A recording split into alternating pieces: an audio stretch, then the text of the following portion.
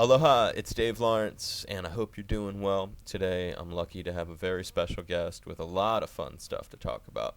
He is a gifted drummer who just rocked the Blaisdell Arena here in Honolulu, and after my nearly 6 years in Honolulu, I would say he attracted one of the biggest audiences I've ever seen in there. It was packed. He is one of the legendary American bands on the road today's drummer. And not only is he a sometime state resident living here in the islands when not on the road, he also records with local musicians like Amy Gilliam on her latest CD, Generation Hawaii. His main band are out starting in just a couple days on a massive 1-month U.S. tour with the Doobie Brothers that's part of 3 months of dates, including many in Europe. Plus, we'll hear about a vintage CD from their vaults scheduled for official release in a few weeks for the first time ever. It's a pleasure to speak with the monster drummer for the band Chicago, Tris Imboden. Aloha, brother Tris. Aloha, Dave. Big mahalo for taking some time, man. Man, it's my pleasure, I'm telling you. Oh, I'm looking forward to this. It's a really nice thing to get to talk to you. And so is it okay to tell people where in our state you sometimes are living? Oh, sure. Yeah, I live in North Shore, Kauai. I live Princeville. And how much time are you there? Well, actually, the band works so much. We tour probably at least 9 months out of every year, Dave. So I'm here as much as possible, but it's worked out to be about 3 months out of the year. Still, that's a lot of time to get to spend here. And was it the surfing, which is one of your passions, which led you to call Hawaii home in the first place? Well, yeah, absolutely. And growing up in Southern California, surfing and playing music and all, Hawaii was always the dream, And I had a lot of friends right out of high school that moved here, and I would have been one of them. They were all surfers. Except that I was asked to join a band that actually went on to become kind of prominent in Hawaii and California, and it was almost prophetic because we opened for Loggins Messina, and we opened for Chicago and the Beach Boys. There was a band called Honk. Yeah. And so, anyway, as a result of a soundtrack we had done for a movie, a surf film called Five Summer Stories, we had a #1 record over here in Hawaii. And so when we came over and played in Hawaii, the filmmaker, Greg McGillivray, said, you guys are here already. You should go to Kauai. So we did, and we each had a condo on the North Shore for about, a couple of weeks. And dumb hippies that we were, we blew all the money. But God, it was so great, Dave. And you'll never forget it. Oh, I'd never forget it. And they literally had to drag me kicking and screaming back onto the airplane. I said, take my drums, I found it. I'm not leaving, Well, that's when you planted the seed then, essentially. Exactly. So, it took a lot of years, but I finally got back to and started living in Kauai, When did you actually buy a place here? Actually, 2001. Okay. I had a piece of property before that with the hopes of building, but bought a house in 2001.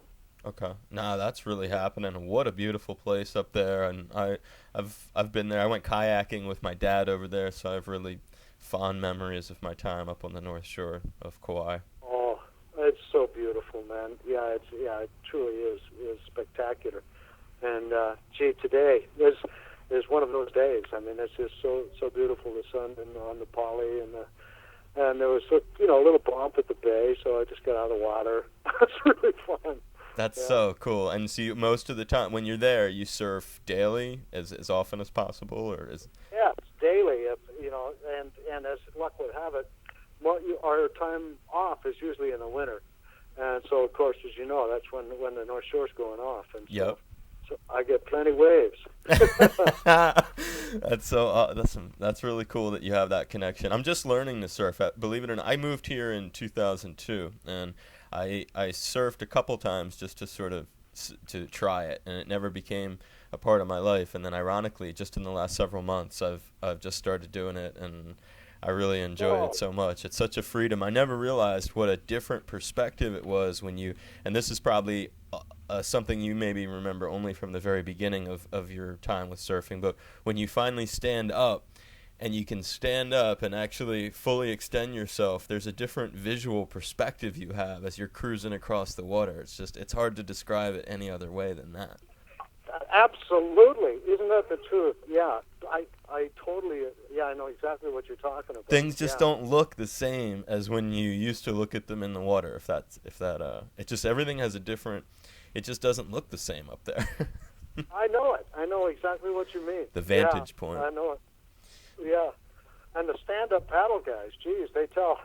I understand, not that I'm one of them, but anyway, I understand that their perspective is a whole, whole other thing, In fact, I've been told sometimes you don't want to know what they're seeing, Yeah, right. No, exactly. I watch those cats cruising around. They do have a view, and sometimes it'd be quite alarming, no doubt. And so, other than the surfing, what makes your time here in Hawaii special? Is there anything else that is it a particular a way of recouping from the road, or rejuvenating? Is there other activities, or is there another passion that you have? Oh yeah, well, gee, I mean, my music Jones gets satisfied here as well. Excuse me. When I'm off, I'm not really off because actually there's a couple of studios here on Kauai. One in particular, Ron Pendragon, is an incredible engineer who actually was for years. He helped with George Massenburg build a place called the Complex in Los Angeles, which is a very famous studio that I used to record at, some years ago. Anyway, he's here now, and he has a studio. And I have hooked up with Michael Ruff, who is an incredible musician, songwriter, and producer, singer, and unbelievable keyboard player. He was David Sanborn's musical director. Oh, and he's out here too. Yeah, and and an incredible singer and songwriter. He wrote everything from "Cry on My Shoulder" for Bonnie Raitt to stuff for Huey Lewis and the News to all kinds of things. And anyway, as a result, long story short, I've been doing so much work here when I'm home that I have to sometimes say, "Gee, I'm off," or "I thought I was off," and and maybe I want to surf, and not go in the studio. But it's really been wonderful because there's so many incredible musicians here in Hawaii. This place is just it's just a fountain of talent, and so I've been doing quite a bit of recording here on Kauai, and so that takes up some of my time if I'm not in the water, Oh, that's cool that you get to that you have so much work out here, though, that you have to really try sometimes to pull back. Yeah. Well, there's I'm not here that much, and I do have a lot of friends, because I've been coming here for 37 years or something, and I have been involved with local music for many years too. I've actually had the privilege of performing live and recording with Kalapana and C&K. I did the Good Times Together album, in the 80s, and gee, I still hear that played all over the state. Yeah. That song in particular. And but that, I've known all those guys. It dates back to when I was in Honk, because, Honk was big out here. Yeah, and when they would come to the mainland, oftentimes we'd co-headline places together. So, but anyway, as a result, I've been really involved with local music for many years, and so it's just it's everything I love. Hawaii just is everything that I love. That's sort of how Mick Fleetwood. It's ironic the way you talk about it. Have you ever checked out the Island Rumors band that he has? The which? He has this band called the Island Rumors Band, and it has Raiatea Helm, and it has Willie K, and Eric Gilliam. It's like a lot of cats from the community, like sort of the same kind of love that you have. He has too, and they're based out of Maui. I don't know what their latest gig schedule is like. They did my 5-year anniversary party last fall out here, but it's a irony just because it's another drummer and he has a place out here talks the same way you do about all the great music that he's gotten involved with, and some of the same people. Well, right, exactly. And Mick's a real old friend of mine, I met Mick, and I was a fan, of course, of Fleetwood Mac all the way back to when they were a blues band, Sure. And but then I ended up, when I was with Kenny Loggins, we opened for Fleetwood Mac on the Rumors tour, and Mick and I became good friends back then. And I've known Mick for many years, and I was unaware of this project. I've got to hear this. Yeah, Mick. Yeah, and then you can always remember my buddy Dave Lawrence there told me about that one. Mick Fleetwood's Island Rumors Band, and all right, man. Yeah, I gotta hear that. I'll send you a link. I'll send you a link to see a clip, a YouTube clip at the DL Army website. We have a link to see the clip that when Carmine Appice actually sat in with them at my 5-year anniversary party out here. So you'll get a kick out of it. You'll get to see them live and hear the percussion jam. Very cool. Thank you. Yeah, I'll email that to you. Oh, that'd be my pleasure, brother. So in some ways, in some weird sort of way, an extended family sort of Ohana sort of way, the Blaisdell gig was a homecoming for you. Yes, absolutely. Well, in a lot of ways. I've played there over the years with numerous acts, and as well as Chicago. And I've known Tom Moffat, of course, since the old Hawk days, since the 70s, the early 70s, and gee, now that I've lived here for quite some time, I have there was quite a big Kauaian contingent that flew over as well for the show, and it was so cool, Dave, because oftentimes you can't see your guests in the audience, right? But our production manager somehow just stacked it just so I could see all my guests out there. It was really pitching, man. I could see their faces, and man, you're right. I don't think I've ever seen Blaisdell so sold out. It was packed. It was packed, and we were here. I guess it was 4 years ago. America opened for us there, right? And it was a great night. We had a great night then, but gee, I thought it was pretty packed then. But man, I couldn't believe it this time. No, it was out of all the shows I've seen there, and you maybe have seen more there in your long history with Hawaii than me. I'm only up to almost 6 years, but I've seen a lot of concerts in the Blaisdell, and there have been only one or two that have been configured with the seating or have been able to sell the tickets, whichever of those two factor in most. Billy Joel comes to mind as being almost completely filled to around. The Police would be up there, but besides that, man, you guys, there was no extra room in that place. Man, it's so nice to know that we have that kind of audience. Here it's just, man. I know that, anytime we've played here in the past, it's been, a good turnout. But man, it just feels so good, particularly at this point in our career. Oh, and it should, dude. You got to, as one of my mentors, the great Charles Laquadera, who used to be on WBCN and WZLX in Boston when I worked there. He told me a wise thing one time a few years ago here when I got some #1 ratings, and he said, and he always said it whenever I would get really good ratings. He said, savor it, Dave, savor it.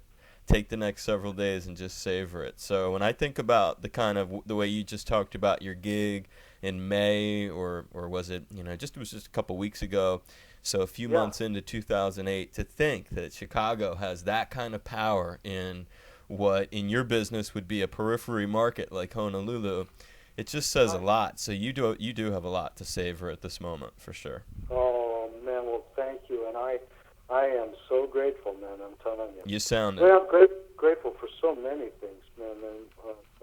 But to know that this band that actually started 41 years ago. Can you believe that? Yeah. And has an audience, a core audience like we do, and oh man, it's just it's when I think about it, it's baffling to me. But like I say, I'm so grateful that people feel that way. And you do something. Chicago music. You do something with the sound that kind of, I think, helps people feel that way. There's like this approach, and maybe is it it's Keith Howland? Is that the guy who has that really heavy guitar sound that makes even the ballads sound ferocious? Yes, yeah. Keith Howland is our guitarist, and he's it's a neat story about him. I don't know whether you have at the time, but Of course. how he got the gig is really kind of poetic. He's been with the band 13, I think, going on 14 years now. But this is just one of the neatest stories. He is originally from Richmond, Virginia, and his whole family, his older brother, is a drummer, and his mom and dad were all huge Chicago fans. And Right. from his earliest memory, it was always like anytime Chicago had come to town or near Richmond, Virginia, they'd make a pilgrimage to go see the band, right? Mm-hmm. So anyway, fast forward to the 80s, and Keith had moved from Richmond to L.A. to seek his fame and fortune, as a guitarist, and actually had landed. He'd worked with Rick Springfield, a little bit, and had worked with Patti Smith, I think, Mm-hmm. and but actually was doing cartage, for Steve Lukather and Mike Landau and all the big studio guys at Andy Brower's, Oh wow. And anyway, as luck would have it, he was rehearsing right next door to where we were rehearsing a year before we were looking for a new guitar player. And Jason Sheff, the bass player singer Sure. from Chicago, and I heard this guitar player and went, man, that guy is really good, So Jason had gotten his phone number, back then. Anyway, a year later, we were looking for a new guitarist, and we had auditions only by, by invitation only. There was only like 5 guys we looked at. They were all, without naming names, they were all named guys, And anyway, Keith had heard that we were auditioning guitarists, and so he actually was waiting on the second or third day in the parking lot, waiting for Jason or I to show up so he could say, hey, remember me, And so anyway, long story short, he got Jason, and we'd already pretty much decided on a guy, and talked Jason into making a call to the office because, as I said, it was invitation only. So anyway, we set aside a separate day to hear Keith. He came in and just nailed it, David. I mean, it was like there was no question, I mean, he's a veritable Chicago encyclopedia, musical encyclopedia. Right. He was like expert on the work. Yeah. So, I mean, it was like there was no contest. It was obvious. And not to mention, he's a young, good-looking guy and all. And so anyway, that was it. So from that time, he's been the guitarist. But can you imagine that phone call back to Virginia? Hey, Mom, Dad, guess what? I know. Guess what band I just got asked to join? Like something that's part of the family musical legacy of being music fans that they shared in, and then for him to be able to cap it off by becoming part of the group, that's a little surreal. Yeah, exactly.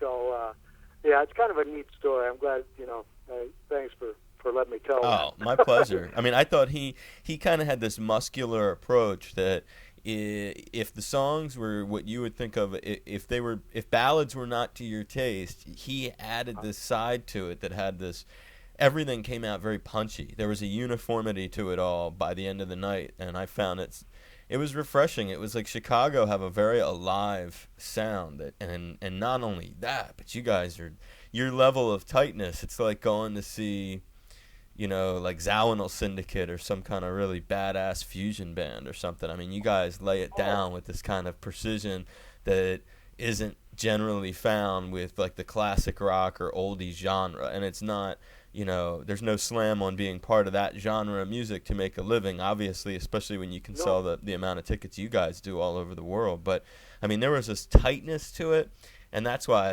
I wanted to make sure that I got to acknowledge that to you. It was impressive, man. And that guy Keith, he deserves credit because he adds to that. And then not only do you, I mean, you do in a big way because you're very punchy and and a ferocious monster, but he has this kind of heavy sound, and you guys, you're doing them justice, man. I mean, you really are. It was one of my favorite shows of my entire 6 years here. I gotta tell you that, Tris. It was Thank you. it was Wow. burning. It was like you loved what you were doing too. And I wish I could have seen the Maui show. And then I would. I always say to people, when you see one show, you're seeing the show business side of it. You almost need to see them 2 nights in a row.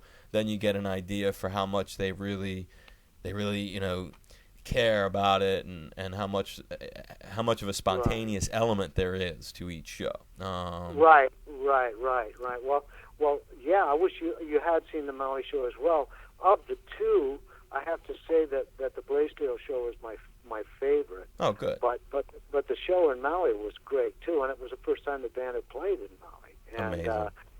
So we had a big turnout, and there's that new nice amphitheater, that AB Amphitheater and Cultural Center or whatever. And Yep, the MAC. And man, yeah, I mean that was really fun too. But I think you're right. You know, if I know what you're saying about seeing a band a couple times, to see exactly what is spontaneous, what's sort of written in, what is Yeah. and yeah. The thing about Chicago is and by the way, thank you for those compliments. You're welcome.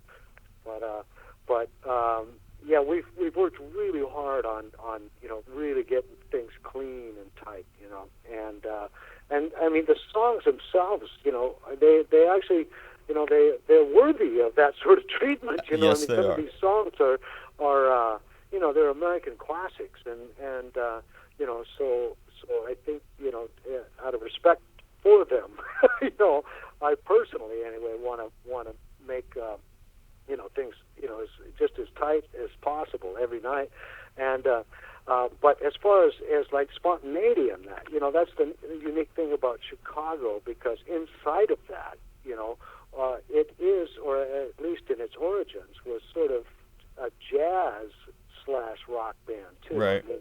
And so there are moments in the show where it's completely different every night, where we stretch out and get to stretch a little bit. And that's really fun because, as you know, being a player yourself, man, it's like you never know what can happen. Sometimes it ignites and it's just, it's unbelievable. And other times, you just try as you might, you can't. It doesn't quite happen as well as it might have, It's like a different canvas every night. I totally know what you're talking about. Yeah. So anyway, in particular, there's that soprano sax solo section in Just You and Me. We really stretch. Try to make that just go see where it wants to go night to night. You guys you're laying down the law, and I highly recommend wherever people are catching this interview that they should look up where Chicago might be in the area and rush out and see them, because if people had ever not had thought it was going to be an oldies act or something, I can tell you they come on with so much ferocity, and you guys are that tight. It's like seeing the Dixie Dregs or something. It was. Oh my God! Thank you, Ben. You've named two of my favorite musical. Well, that's the way it came off. It was slamming, Tris. I was blown away. I was telling Carmine about it. I was like, this was a moment to see the Blaisdell. Because he's played in that same arena too, as you know. Oh, sure. Yeah, multiple times. I'm sure with different bands. Yeah, with all kinds of different groups. And when you talk about that jazzy side of Chicago, the Stone of Sisyphus, which is an old record that was shelved, it never came out at the time, which was recorded in '93 and is now just coming out in a couple weeks. Was that at the time more of a jazz thing? Is that why the record company didn't want it to come out? I mean, is there was it too much of that experimental, jammy sort of thing? Well, you know what? I have to say that without being like real open-ended and extended solos and that sort of thing, right. The reason that record didn't come out was very much because of that. Because it was I remember Jimmy Pankow and some of the original members saying this is the record we had to make, because I mean of all the years, not to being great ingrates at all about the success, of the power ballads and the Foster years and all of that and everything dating back to Just You and Me.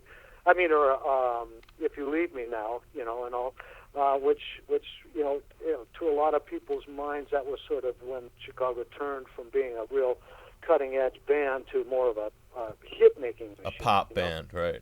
Yeah, a pop band. And anyway, the Stone of Sisyphus album was at the same time, not without having commercial tunes and accessible tunes, we also had some stuff where we really pushed it, and I mean, it's really ambitious, as you'll see.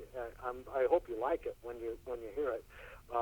But I for one, am really proud of that record. We all kind of really pushed ourselves, and the other thing, I can't say enough about Peter Wolf, who was the producer, the Austrian guy who produced everybody from. Oh my God! Well, I mean, he was the keyboard player with Frank Zappa, for many years. But he produced all kinds of hit records over the years for Jefferson Starship and Wang Chung and Paul Davis and all kinds of people. But he is himself such an accomplished keyboard player and musician and arranger. As a matter of fact, he and Joe Zawinul, you mentioned, were really good friends. Oh wow! The rest was solo, both being Austrian, and so anyway, it really encouraged us, to really push it. And so I commit a few little jazz crimes here on this rock and roll record, and it's great. He not only let me do it, he wanted me to, So it's kind of cool, man. Is this the original stuff, or did you mess with the tracks at all? What was that? When you for this official release, is this as it was then, save maybe some remixing, or have you guys gone in and actually re-recorded over some of the tracks? No, we didn't touch it. Okay. We didn't touch it. Yeah, I think there is one song that was originally on the record that isn't, and has been replaced by something else. But other than that, it is as it was. You've done so much of this studio. I mean, you've been in the studio with some of the biggest besides Chicago. Didn't you? You did something with Neil Diamond, yeah? Oh yeah, I did a couple of records actually. Well, not complete albums, but I played on tracks on a couple of records with Neil. And actually, that had to. The reason being, I was sort of in David Foster's stable of players. I was so honored, that he would call me, because I mean, it was like Jeff Porcaro or Carlos, Vega or John Robinson, or and there was very few of us that David was calling during that period, and so I was so flattered, to do that. Yeah. You were in great company, man. That was huge. All those other musicians you named. Was Neil? What can you say about him? What's your favorite memory? What makes you smile? Or, is there something you can share about being around him? Oh, well, Neil, I have to say, was just so down to earth and so genuine and so approachable. I mean, he took it upon himself to come up and talk to me. It wasn't, and kind of get to know me a little bit, and it was so flattering. Here's a guy that I had admired my whole life since I was a child, like there he is talking to me, and I'm getting ready to play on his record, and he wants to know about me, That's awesome. I was really knocked out with him. He was such a gentleman, And you worked with Roger Daltrey too. Yes, I did. Unfortunately, I didn't. He wasn't there at the time. I was asked to like that often happens, being a session player. Sure. I came in and overdubbed to an existing track. I would have loved to have met and spoken with him, because I've been a huge fan forever. I mean, who isn't? He's a special dude. Yeah. I like him. I was fortunate they played at the Blaisdell in 2004. And just as a quick side note, to give you a perspective on what we were talking about earlier on the capacity of the venue, and I'm not kidding, in 2008, you guys had more people in there than the Who did when they were here in 2004. I mean, it was packed. But Oh my God. yeah, so I mean, that's what I meant about savoring the moment, because you really, right at this juncture in your career, you guys literally outsold all by yourselves the Who when they came through, which was historic. And I was fortunate enough I got a phone interview with him in advance, and then when he was here, he invited me to come do an interview in his dressing room, which was, Oh, yeah, I mean, I'll how never cool. forget coming into the dressing room, and he and Bill Curbishley, their manager, were in there, Right. and Roger had this acoustic guitar, and they were just sitting there. They were talking about Fahrenheit 9/11, which was just coming out or had just come out. Oh, And so I know what well, you mean about oh, getting to meet some of these people that, it does mean a lot. That's cool that you even got to be part of working, though, with Roger as one of your sessions. When you did CSN, was that something in the same vein, or did you get to interact with Crosby, Stills, and Nash? well, actually, yes. No, I did get to interact with them, and I'd actually known Stephen for some time, and we had talked about working together for many years. He was aware of my work from the Kenny Loggins days and liked my drumming. And I'd met David and Graham. I'd actually done, some live benefit shows with the two of them, and so we all kind of knew each other. But I got the call and to play on a couple of sort of, because Latin music I have an affinity for, and I've played quite a bit of Latin stuff as well as rock and roll and jazz and anyway, the two songs that I was asked to play on were sort of Latin tinged, one by David Crosby and one by Stephen. And so I think that's why I got the call. As a matter of fact, I'm pretty sure it was because they asked me to recommend a keyboard player who could really play a montuno too. So I did, but the great thing, aside from getting to work with the legendary, the Crosby, Stills, and Nash. I mean, what a band! My God, Yeah. Was getting to work with Glyn Johns. He was the producer, The famous of that producer. album. And oh man, I mean, what can you say about that guy? Monster. It was such an honor all the way around. I was so flattered.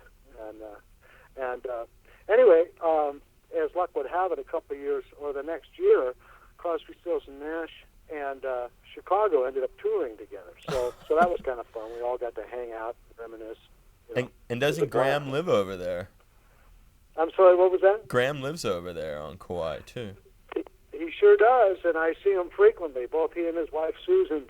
I see him, quite a bit when they're around and when I'm around on those rare occasions. But yeah, we've shared some great times together over here. I bet. That's really cool. There's a nice. Who are some of the other people that you would say you're close to, or that are friends of yours in this business?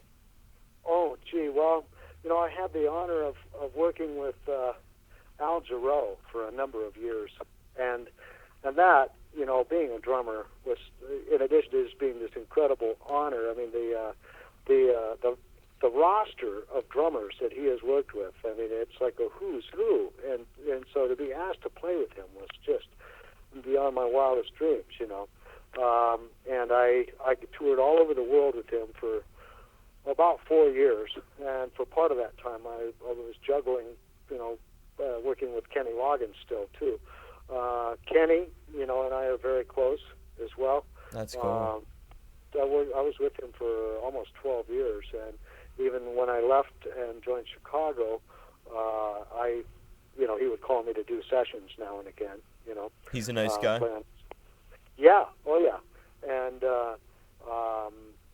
And speaking of nice guys, Al Jarreau, I have to say, is one of the finest human beings I've ever known. He's just an amazing human, and that's great to hear stuff like that. I always like to give cats a little credit for being nice guys in addition to being great musicians, because that does matter. Oh yeah, man. Well, it's so refreshing when they are, because this business, there's so many landmines and so many potential, landmines. I like that. That's a good one. Yeah, it's just it's so refreshing to me when somebody of that stature, just and ends up being such a great human being too, and is sort of unaffected by it all. That's sort of how I got to meet you. You and I have a mutual friend, my buddy drummer Carmine Apiece. How long have you known Carmine? Oh, for a number of years. Actually, I met Carmine in, I think, right about the mid-'80s, when he and I both switched to endorsing Pearl drums. And of course, I was more than well aware of Carmine for so many years. I was a huge Vanilla Fudge fan, first of all, and then, of course, Cactus and Beck Bogart and Apiece, and, and all kinds of things that he'd done, all the Rod Stewart stuff and everything. And anyway, we were flown back to Nashville to Pearl, America, for a photo shoot, and that's when I got to know him. Was on that trip, and we've been friends, and we'd see each other at the NAMM show or something, but wouldn't see each other that often. And then he ended up coming to a Chicago show, I guess in the early '90s, and anyway, I guess he liked what he saw, and as you probably know, he's got numerous companies, but one is educational video company, Tower Rock, and he asked if I'd be interested in doing an educational video with him directing, and I said sure. So anyway, I did this video, and gratefully it was pretty well received. Got a good review in Modern Drummer, and sold pretty well, and since that time, Carmine and I became pretty close to the making of that. And yeah, so, he's a solid guy. Better touch since then, and yeah. He's one of the good guys for sure. It's ironic you're featured in a new DW ad featuring you on one side drumming for Chicago, and his little brother Vinny on the other side drumming for Heaven and Hell. Yeah, right. Isn't that the, yeah, I know. Right. Right, I know. Yeah, Vinny's a friend of mine, too, although I don't know Vinny as well. He's a good guy. I like him a lot. Yeah, I like him, too. Yeah, Yeah, they're, who would be your favorite? I'll tell you who my two favorite drummers. I usually do this if I remember to do it when I talk to drummers. Sometimes I forget. But who would be your two very favorite drummers? If you can narrow it down to two, who are your two favorite? And then I'll tell you who my two favorites are. Okay, gee, that's a toughie. Because I love so many players, and I'm influenced by so many. But definitely at the top of the list is Steve Gadd. Wow. Okay. Steve Gadd to me embodies everything I could ever aspire to be. I mean, he is at home no matter what the musical style, and plays it as if that's the only thing he's ever played his whole life. And that coupled with his time and his sound and his touch and his creativity and everything about him. He absolutely just completely knocks me out. And of the newer, like the younger guys, Vinny, of course, that is up there. Vinny Caliuta, I have to say, is just, my God, the He's vocabulary sick. That guy has is just beyond belief. Yeah. And he's sort of, between he and Weckl, I think, they're sort of the next, and Dennis too, Chambers. Oh, I love Dennis Chambers. Dennis is. Me too, man. I love Dennis so much, man. But then, my God, if we start getting into funk players, then too, because Dennis originally came from that, funk. Parliament Funkadelic. Parliament, and George Clinton and everything, But boy, what a man! Oh, I love Dennis. Dennis is just. I remember that live John Schofield record from a long time ago. It was. Yeah, man. He gave me. I had to follow him, Dave.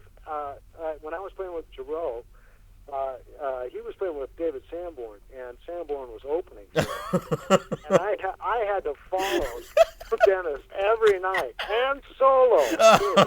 Oh God, man!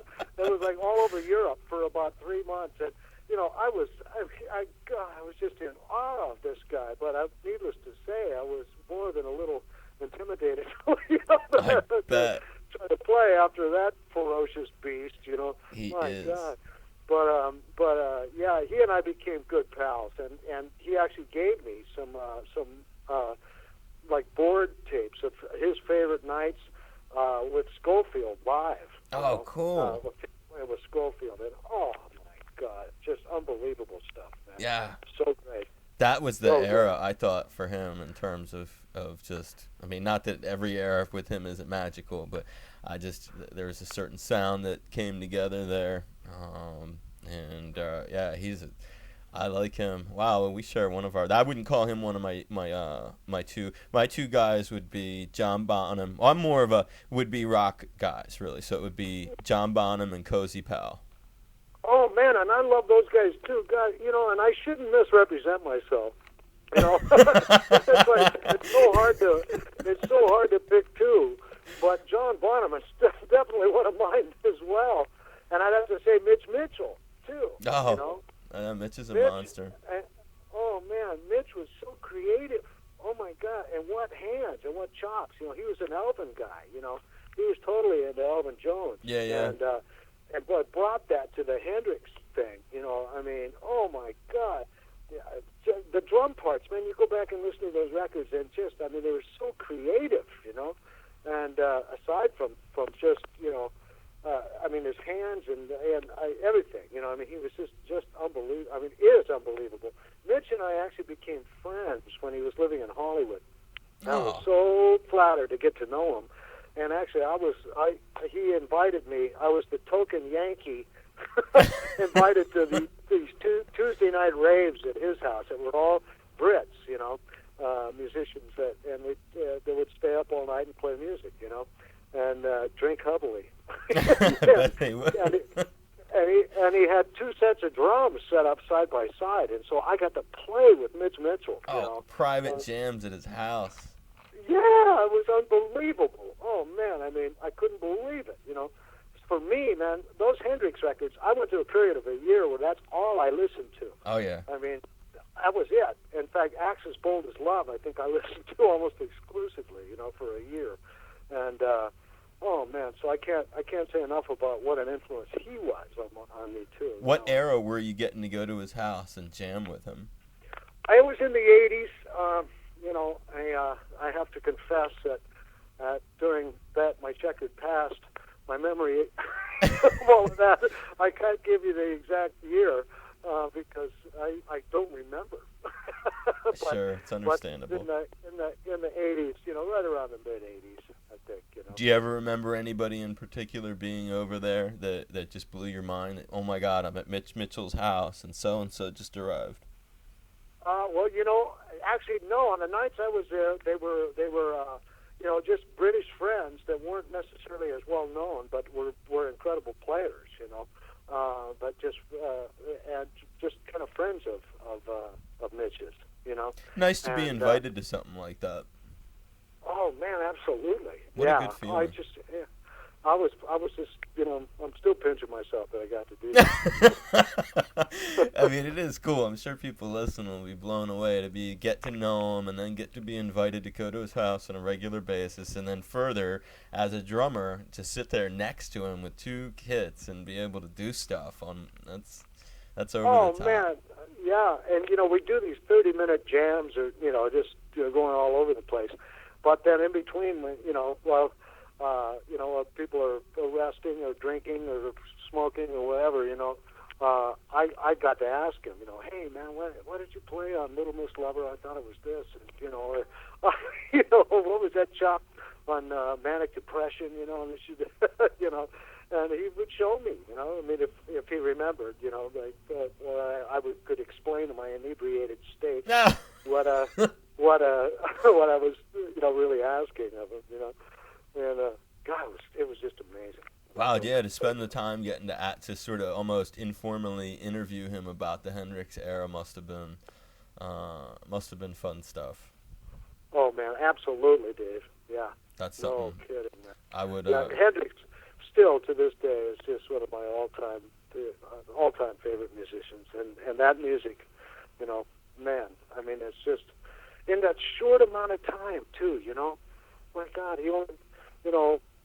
He was 26 when he passed away, I think. 27 maybe, yeah, right around there, 26, 27, way too young. I mean, the body of music he came up with, man. And I mean, what a creative giant, my God. Yeah. And not to mention visionary. I mean, he just absolutely changed the whole face of everything, You're right about the volume, though, too, dude. For a guy whose rock, whose career as that name was only a few years, the amount of recordings that exist, it's over the top. It might be a record for that short a period of time. Yeah, I know it. I have a problem with some of the stuff that was released posthumously, because I just think out of respect for the artist, if the artist didn't want it out, it shouldn't come out. You know what I mean? Yeah. But I mean the official releases alone were just not only so many, but I mean just so creative and so diverse and oh man, I love Hendrix, man. Do you have the Maui 1970 show at Haleakala?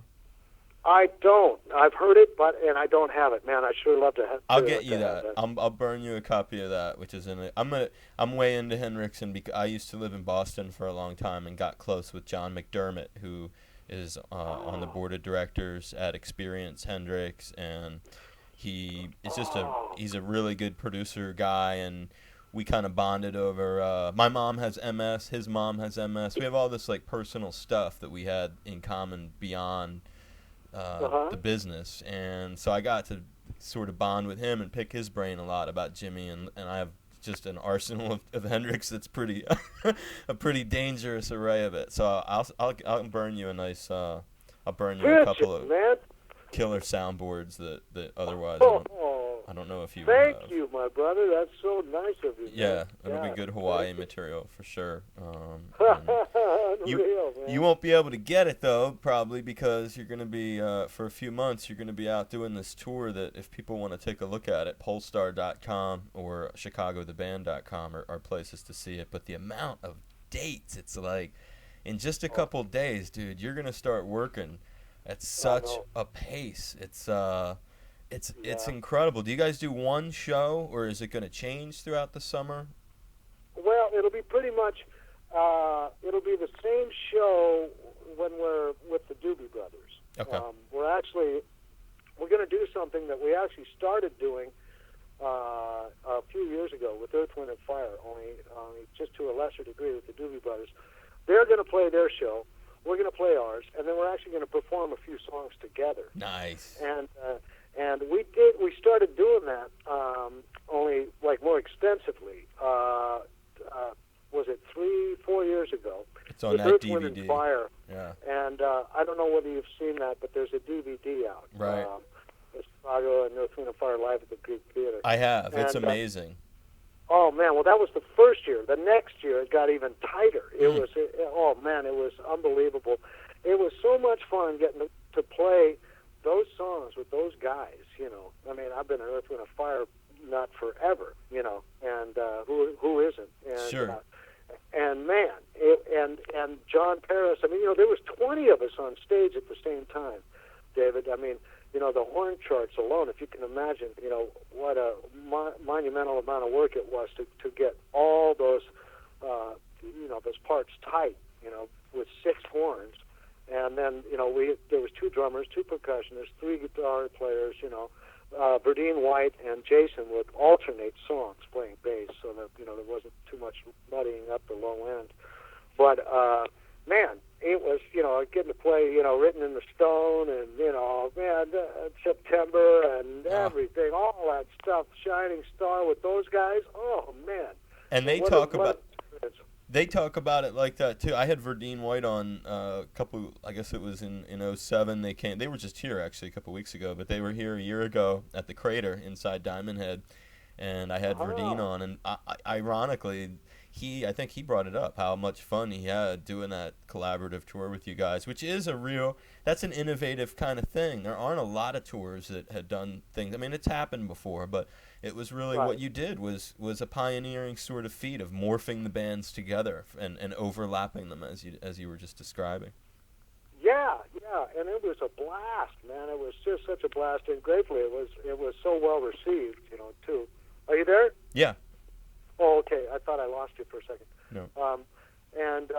Anyway, yeah, it was so well received. In fact, that they, at Clear Channel's request, we went out again the second year, and it just got better. But as I was going to say, we're doing something similar with the Doobie Brothers. Only it's going to be not as extensive. We opened the show together with Earth, Wind and Fire. We all took the stage at the same time and played 4 songs, and then they would play, and then there was an intermission, and then we'd play, and then we finished with an hour's worth of music playing together. But this year with the Doobie Brothers, there won't be as much of that. I think we're going to play at the end of the show together, and do 6 tunes or so. So anyway, so I'm looking forward to that. And so, in answer to your question, in a roundabout way, yeah, very roundabout way. Yeah, we're going to be playing pretty much the same show throughout the summer, so long as we're with the Doobie Brothers. But then when we go off on our own, it'll change. And normally when we're on our own, we do almost a 2-hour show, and of course it'll include a lot more, a lot of songs that we wouldn't otherwise have time to be able to play. When it's a kind of a co-headline, sort of thing. Well, two cool things on that first part of the tour. One, Patrick Simmons, of course, lives on Maui, as you probably already are.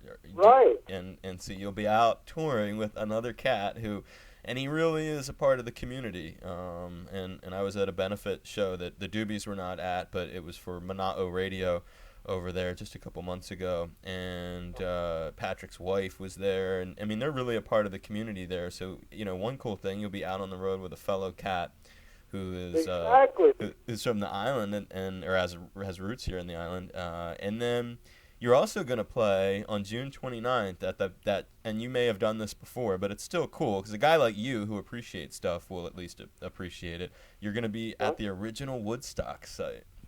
Oh, right. Yes. We, I know that. We played it for the first time last year. Right. And I think just opened last year, wasn't it? It's been, as a venue, it's a new thing, yeah. I know that it's very, I'm not sure when, but yeah, that's, is it cool when so you've already done it. Does it feel like, does it bring back seeing the movie or whatever? Man, I kept trying to visualize all of that, and I couldn't quite see it, but then again, like I say, with my checkered past, those, not that I was at Woodstock, but I may have tried to astral project myself, or maybe I had, but anyway, it was really something to see, man. And more than anything, I'm just really happy that to honor that incredible event, that incredible time as well, that they chose to put a venue there, you know. And it's really a nice venue. It's really, it's a beautiful shed, as we call them, sheds, outdoor amphitheater, and it's really well, thought out and nicely put together, and it's a great stage, and we had fun there last summer, so I'm looking forward to doing that with the Doobies. And by the way, we had this isn't the first time we've gone out together with the Doobie Brothers. We were out together in 1999, and they're such a great band and such a bunch of good guys too. It's always a pleasure, to work with those guys. Oh, they're I think the same. I've had Patrick on the show and met him over on Maui and saw them bring in the new year once at the Blaisdell, among many other Doobie shows. I think they're really cool guys. That's nice for you to give them credit for that too. They come across that way as very much like regular kind of people. They really are, man. They really are. I have a history that actually goes back into the the 80s with them because of the close Michael McDonald Kenny Loggins Association. Oh right. I was I knew Michael actually years before he was with the Doobie Brothers. It just so happened I was with the same publishing company, and but anyway, we'd done those records that Michael and Kenny had written together, like This Is It and Heart to Heart, and like that. And so anyway, when we would meet, there were a few occasions where we happened to be in the same hotel, and one band had the night off while the other didn't, and vice versa. And so we'd go see each other play. And they actually, it's sort of a tradition, I guess, with the Doobie Brothers, that they have, people in the audience or that are friends that are musicians. They'll ask them to come up and play in the encore. So I got to play, listen to the music, with them in the 80s, cool. And when Willie Weeks was on bass and McDonald was still in the band, and, oh, man, it was a gas with two drummers, and so, yeah. That's so, right. They're hey, a two-drummer band, too. That's right. That's another part of the Doobies, which makes them special. Yeah, Michael Hassock is there, who was one of the original guys. And, Keith Knutson passed away. It's just really, really sad. Very sad. But they have an incredible new player. I don't know whether you're aware of Ed Toth. No, I don't know that name. He actually was with a band called Vertical Horizon. Oh, yeah, I know them, right, yeah. Jam band kind of thing. And, and he's a great player, man. Really good. And we did a show this past year at Irvine Amphitheater or Verizon in Irvine, California. And it was this big 20,000 people or something. Huge. Benefit. And it was the first time I saw Ed play. And, man, he's a great player. Really a great player. You know who else? Say again? Well, so I was just going to say, I'm going to have a blast this summer playing with those guys, And he's a younger guy, yeah? Yeah, he is. You know who's I don't know his last name. Maybe you do, because I never named any younger people that I like. There is a young guy, now that you made me think of him. It's that guy who's in Styx now. Todd something or other. He's like... Zuckerman. Yeah, right. Yeah, he is... Oh, boy, that boy can play a little bit, huh? Yeah, that was I just had to throw him a plug after all the drummers we were talking about, because I didn't name any new ones. He's a new one that I like a lot, too. I do, too, man, yeah, and he's a really nice cat. Yeah. Oh, that's good to hear. Real nice cat. They're all good. Those dudes are, I was at that Led Zeppelin reunion show in London last December, and I was walking through the portal to go to my seat at the very, very beginning of the whole night, and who should I run into but JY from Styx. Oh, no kidding. Yeah, and so he's a really, really good guy who'd been on my show a few times. So it was one of those nights where you got to see a lot of stars in the crowd, and you saw them in a way that for people who really love music and are passionate about it, it was a rarity to see the star away from the star treatment and sort of watching the show, whether it was Joe Elliott from Def Leppard, who was just a couple rows away, or maybe the personal highlight for me, Liam and Noel Gallagher of Oasis, like just a few feet away watching the Led Zeppelin show. So, oh my God, what a great experience! Yeah, and it changed. It gives you a new dimension for appreciating people. So certainly, and when you think of the Styx guys, they're out there taking their classic catalog around with this young guy who, when you listen to that live record they just did a couple of years back with the orchestra there in Cleveland, that guy, he shines so much on there. So yeah, Todd Zuckerman, is that what you just said? Yeah, yeah. He's I think that's how you pronounce it. He is sick. That's cool. You like him too, because he has a very tasty kind of way of playing. Well, I see you've got a lot of dates coming up, and obviously with a date having just happened in Hawaii, we're not going to get you back anytime soon, right? You don't have any word on Chicago returning, or do you? I haven't, except that the one light on that horizon is that Tom Moffat was so excited about the night, and of course then also the turnout. He was saying we have to do this again soon.